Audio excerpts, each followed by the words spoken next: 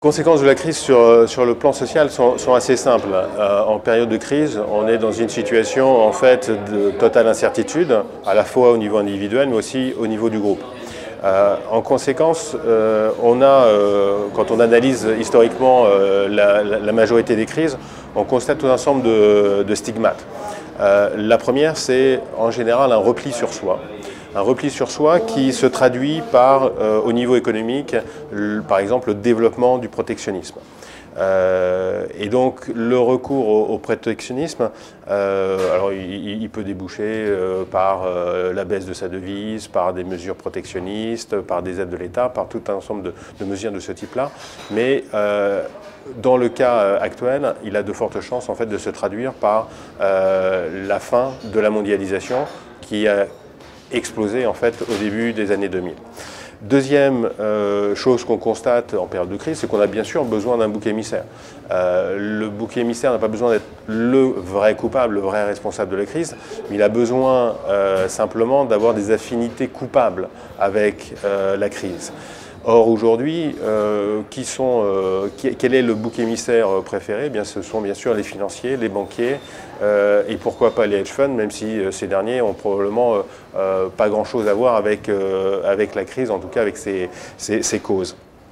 Donc on cherche ces boucs émissaires et puis ensuite bien, on inflige en fait une punition. Alors aujourd'hui les punitions sont assez simples, c'est la régulation. On essaie effectivement d'organiser la société en punissant le banquier et bien sûr la polémique actuelle sur les bonus par exemple fait naturellement partie de ce paysage. Un troisième axe qui est très important en période de crise, c'est d'une manière générale la recherche en fait, d'un axe fort, d'un axe fondateur des sociétés. Donc ça se traduit en général par un retour de la morale, par un retour vers les valeurs fondamentales de la société. Il est assez intéressant de voir que le thème actuel de l'identité nationale soit développé maintenant. En fait, ce qui est recherché notamment par le pouvoir, en général dans ce genre de situation, c'est bien sûr la recherche d'une cohésion nationale. Ce genre de choses peut déboucher aussi vers des tentations nationalistes que l'on a retrouvées bien sûr dans les années 30. Elles étaient particulièrement marquées. Autre axe particulièrement important, en période de crise, je le disais tout à l'heure, on a une situation d'incertitude et donc des foules qui sont en situation de forte demande et qui ont besoin en fait d'être calmées et d'être satisfaites. Leur seul interlocuteur, en l'occurrence, c'est l'État. On l'a vu pendant la crise de l'année dernière, en 2008, l'État a été omniprésent, a tout géré et a réussi effectivement à sortir d'une situation de chute libre qui était particulièrement dangereuse. Simplement, ce qui va se passer, c'est que l'État continue à être extrêmement présent et va continuer à être de plus en plus présent. De là à penser qu'effectivement on s'oriente soit vers un socialisme, soit en tout cas vers un capitalisme étatique, on est probablement dans cette direction. Alors ça va se traduire par des éléments très simples. L'exemple dernier où Gordon Brown décide d'aller piocher dans les caisses des banques pour chercher un peu d'argent est un exemple. L'État a tout pouvoir. Même si objectivement ça ressemble un peu à un hold-up, personne n'y trouve rien à redire.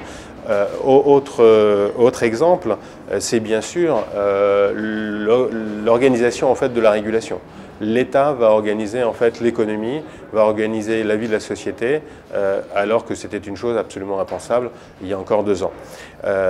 Troisième exemple, et ça c'est quelque chose qui est très probablement gravé dans le marbre, c'est bien sûr l'augmentation des impôts, la taxation, parce que bien sûr l'État joue un rôle majeur, mais en jouant ce rôle majeur, elle dépense énormément d'argent et il va bien falloir financer toutes ces dépenses.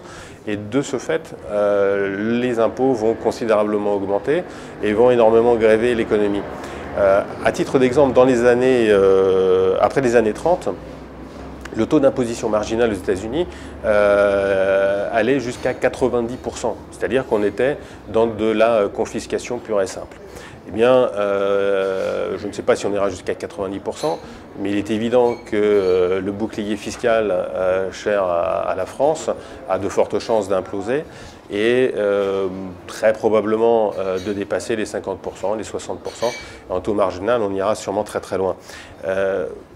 À titre d'exemple aussi, l'Angleterre, qui est réputée très libérale, a déjà dépassé, atteint en tout cas ce seuil de 50%.